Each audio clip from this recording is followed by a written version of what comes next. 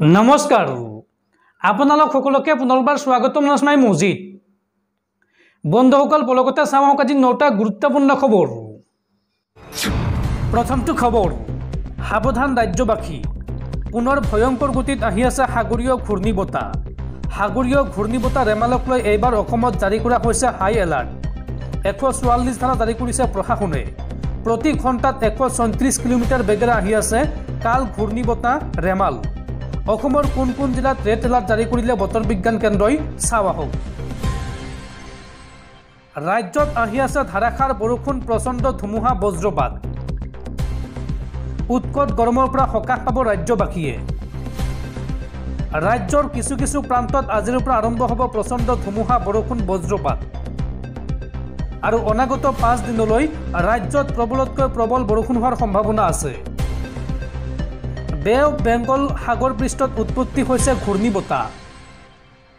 আৰু আগন্তুক 5 দিনলৈ উত্তৰ পূৰ্বাঞ্চলৰ আটাইকেইখন ৰাজ্যতে হ'ব ধাৰাসাৰ বৰষুণ, ধুমুহা। প্ৰতি ঘণ্টাত 50ৰ পৰা 60 কিলোমিটাৰ বেগত ৰাজ্যত আহিব পাৰে ধুমুহা। বৰঝাৰস্থিত আঞ্চলিক বতৰ বিজ্ঞান কেন্দ্ৰই দিলে এই আগজাননী। অসমৰ কোন কোন জিলাত হ'ব ধুমুহা, বৰষুণ, বজ্ৰপাত চাওঁ আহক। 27 মে সোমবাৰে ৰাজ্যৰ ডিমা হাছাও, কাছাৰ, হাইলাকান্দি আৰু কৰিমগঞ্জত জাৰি কৰা হৈছে ৰেড এলাৰ্ট। লগতে গোৱালপাৰা, মৰিগাঁও, পশ্চিম কাৰ্বি আংলং আৰু নগাঁও জিলাত জাৰি কৰা হৈছে অৰেঞ্জ এলাৰ্ট। আৰু সোমবাৰে ৰাজ্যৰ আন সকলো জিলাত জাৰি কৰা হৈছে য়েল্লো এলাৰ্ট। পৰৱৰ্তী খবৰ, পুনৰ আন এক মহাজাগতিক পৰিঘটনাৰ সাক্ষী হ'বলৈ গৈ আছে বিশ্ববাসী। অহা 3 জুনত সংঘটিত হ'ব এক বিৰল মহাজাগতিক পৰিঘটনা। একেটা শাৰীত দেখা যাব 6টাকৈ গ্ৰহক। খালী চকুৰে দেখা পোৱা যাব কেইবাটাও গ্ৰহক। আৰু এই লৈ এতিয়া মহাকাশ বিজ্ঞানীসকলৰ মাজত আৰম্ভ হৈছে কৌতূহল। পুনৰ আন এক মহাজাগতিক পৰিঘটনাৰ সাক্ষী হ'ব বিশ্ববাসী। অহা 3 জুনত সংঘটিত হ'ব এক বিৰল মহাজাগতিক পৰিঘটনা। একেটা শাৰীত দেখা যাব 6টাকৈ গ্ৰহক। বুধ, মঙ্গল, বৃহস্পতি, শনি, ইউৰেনাছ আৰু নেপচুনক দেখা যাব একেটা শাৰীত। এই বিৰল মহাজাগতিক পৰিঘটনাক প্লেনেটৰী এলাইনমেণ্ট বুলি জনা যায়। বুধ, মঙ্গল, শনি আৰু বৃহস্পতিক খালী চকুৰে দেখা যাব পৃথিৱীৰ পৰা। আৰু ইউৰেনাছ আৰু নেপচুনৰ বাবে প্ৰয়োজন হ'ব শক্তিশালী বাইনকুলাৰ বা টেলিস্কোপ। একোটা উজ্জ্বল তৰাৰ ৰূপত দেখা পোৱা যাব এই গ্ৰহকেইটাক। পৰৱৰ্তী খবৰ, দেশত আচলতে হৈছে কি? এফালে দেশত প্ৰচণ্ড গৰম, আনফালে চাৰধাম যাত্ৰাৰ 16 দিনত মৃত্যুক আঁকোৱালি ল'লে 52গৰাকীকৈ তীৰ্থযাত্ৰীয়ে। ইজনৰ পিছত সিজনকৈ তীৰ্থযাত্ৰীৰ মৃত্যুৰ খবৰে কঁপাইছে দেশ। চাৰধাম যাত্ৰাৰ 16 দিনত মৃত্যু হৈছে 52গৰাকীকৈ তীৰ্থযাত্ৰীৰ। আৰু ইয়াৰে 23জন লোকৰ মৃত্যু হৈছে কেদাৰনাথত। প্ৰশাসনৰ সূত্ৰৰ পৰা জানিব পৰা মতে মৃতসকলৰ ভিতৰত 40 জনৰ বয়স 50 বছৰৰ ওপৰত। গড়ৱালৰ প্ৰশাসনিক বিষয়া বিনয় শংকৰ পাণ্ডেয়ে জনোৱা মতে বিগত 16 দিনত 52গৰাকী তীৰ্থযাত্ৰীৰ মৃত্যু হৈছে। খোদ কেদাৰনাথতে 23জন লোকৰ মৃত্যু হৈছে। ইয়াৰ উপৰিও বদ্ৰীনাথত 14জন, যমুনোত্ৰীত 12জন আৰু গংগোত্ৰীত 3জন লোকৰ মৃত্যু হৈছে। চাৰধামলৈ অহা তীৰ্থযাত্ৰীসকলৰ নিয়মীয়াকৈ পৰীক্ষা কৰা হৈছে বুলিও বিষয়াগৰাকীয়ে অৱগত কৰে। এই যাত্ৰাত স্বাস্থ্য পৰীক্ষাৰ পৰা আৰম্ভ কৰি পঞ্জীয়নলৈকে সকলো পৰীক্ষা কৰাৰ পিছতহে যাত্ৰাৰ অনুমতি প্ৰদান কৰা হয়। স্বাস্থ্য পৰীক্ষাৰ সময়ত কোনো তীৰ্থযাত্ৰীৰ অসুবিধা ধৰা পৰিলে যাত্ৰাৰ ক্ষেত্ৰত নিষেধাজ্ঞা আৰোপ কৰা হয়। উল্লেখযোগ্য যে যোৱা 10 মেত কেদাৰনাথ, যমুনোত্ৰী আৰু গংগোত্ৰী ধামৰ দুৱাৰ তীৰ্থযাত্ৰীৰ বাবে মুকলি কৰি দিয়া হয়। লগতে 12 মেত মুকলি কৰি দিয়া হয় বদ্ৰীনাথৰ দুৱাৰ। আৰু ইয়াৰ পিছতে দৰ্শকৰ ভিৰ বৃদ্ধি হয় তীৰ্থস্থানসমূহত।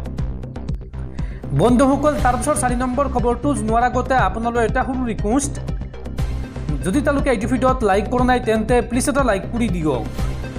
আৰু এনেকুৱা ধৰণৰ নতুন নতুন ভিডিঅ' পাবলৈ চেনেলটো ছাবস্ক্ৰাইব কৰি কাষত থকা বেল আইকনটো প্ৰেছ কৰি ৰাখক। পৰৱৰ্তী খবৰ, ইজৰাইল পেলেষ্টাইন যুদ্ধৰ ডাঙৰ আপডেট। পুনৰ ইজৰাইলত ভয়ংকৰ আক্ৰমণ। 12টাকৈ ৰকেটেৰে এইবাৰ ইজৰাইলক আক্ৰমণ হামাছৰ। তেল আভিভ চহৰত হামাছে নিক্ষেপ কৰিলে ধাৰাবাহিক ৰকেট। পুনৰ ইজৰাইলত ভয়ংকৰ আক্ৰমণ হামাছৰ। এইবাৰ 12টাকৈ ৰকেটেৰে ইজৰাইলক আক্ৰমণ হামাছৰ।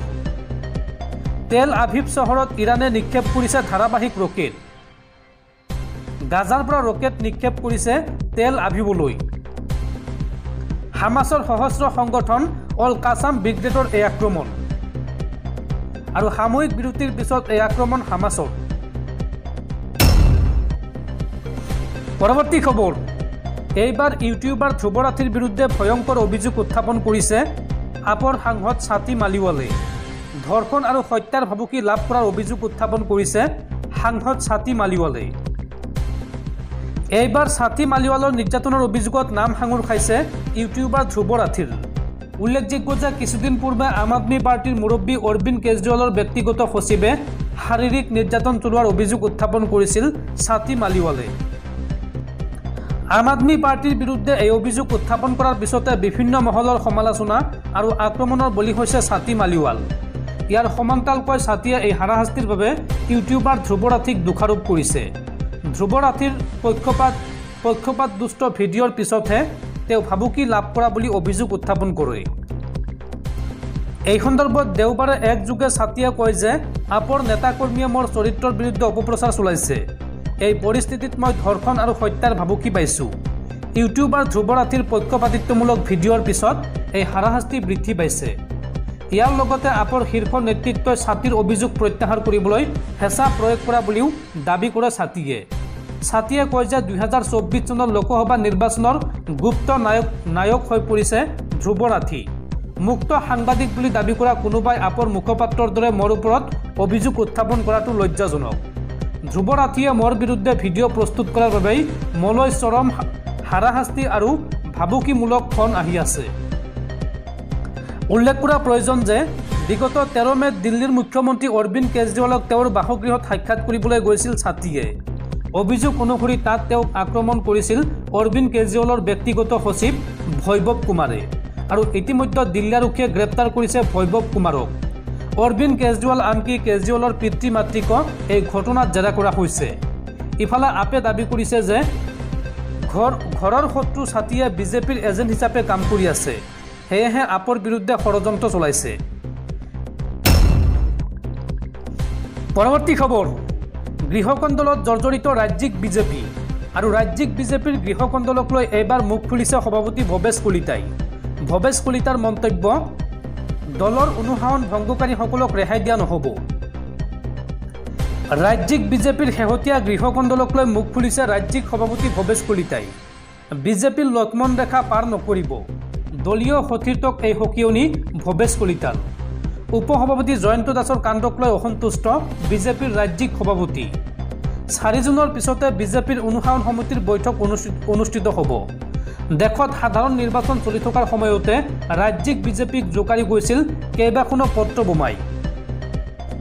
প্ৰাক্তন বিধায়ক তথা বিজেপিৰ জ্যেষ্ঠ নেতা অশোক শৰ্মাৰ বিতৰ্কিত মন্তব্য আৰু তাৰ পিছত নেতাজনলৈ দলীয় চকজ দিয়া ঘটনাক কেন্দ্ৰ কৰি গেৰুৱা শিবিৰত বিশেষ প্ৰতিক্ৰিয়া অব্যাহত থকাৰ সময়তে জ্বলা জুইত ঘিউ ঢালিছিল ৰাজ্যিক বিজেপিৰ উপসভাপতি জয়ন্ত দাসে। দলীয় সংঘাত নিৰ্মূল কৰিবলৈ সভাপতিলৈ উদ্দেশ্য কৰি লিখা পত্ৰ নিজেই ভাইৰেল কৰিছিল সংবাদ মাধ্যমত, যাক লৈ এতিয়া চৰম অসন্তুষ্ট ভৱেশ কলিতা। নিৰ্বাচনী ব্যস্ততা সামৰিয়াই দলৰ কাৰ্যালয়ত উপস্থিত হৈ ভৱেশ কলিতাৰ মন্তব্য, উপসভাপতিৰ মতে দল নচলে, জয়ন্ত দাস কেৱল বিষয়ববীয়া হৈ থাকক। অসন্তুষ্ট ভৱেশ কলিতাই ক'লে, মলৈ দিয়া চিঠি সংবাদ মাধ্যমক আগতে কিয় দিয়া হ'ল? এক প্ৰকাৰ জয়ন্ত দাসৰ ভূমিকাক লৈ সন্দেহ প্ৰকাশ কৰিলে ৰাজ্যিক বিজেপিৰ সভাপতি ভৱেশ কলিতাই। কোনোজনে নিৰ্বাচনৰ দিনাই দলৰ বিৰুদ্ধে উজাৰিছিল ক্ষোভ। পৰৱৰ্তী সময়ত এই ক্ষোভে ৰূপ লৈছিল ন বিজেপি আৰু পুৰণি বিজেপিৰ সংঘাত। পুৰণি বিজেপিৰ বিৰুদ্ধে তিৰ্যক মন্তব্যৰে ককৰ্থনা কৰিছিল একাংশ ন বিজেপিয়ে, যি ঘটনাক লৈ উপসভাপতি জয়ন্ত দাসৰ লগতে জ্যেষ্ঠ বিধায়ক মৃণাল শইকীয়াই মুকলিকৈ প্ৰকাশ কৰিছিল ক্ষোভ। ৰাজ্যিক বিজেপিয়ে এই চূড়ান্ত অনুশাসনহীনতাক লৈ বিৰোধীয়ে দূৰৰ পৰাই ৰং চোৱাৰ সময়ত লক্ষ্মণ ৰেখা পাৰ নকৰিবলৈও দলীয় সতীৰ্থক কঠোৰ সকিয়নি ভৱেশ কলিতাৰ। বিজেপিৰ ৰাজ্যিক সভাপতিজনে লগতে ক'লে, 4 জুনত লোকসভা নিৰ্বাচনৰ ফলাফল ঘোষণাৰ পিছতেই হ'ব ৰাজ্যিক বিজেপিৰ অনুশাসন সমিতিৰ বৈঠক। সভাপতিজনৰ স্পষ্ট ঘোষণা, দলীয় অনুশাসন ভংগকাৰীক ৰেহাই দিয়া নহ'ব।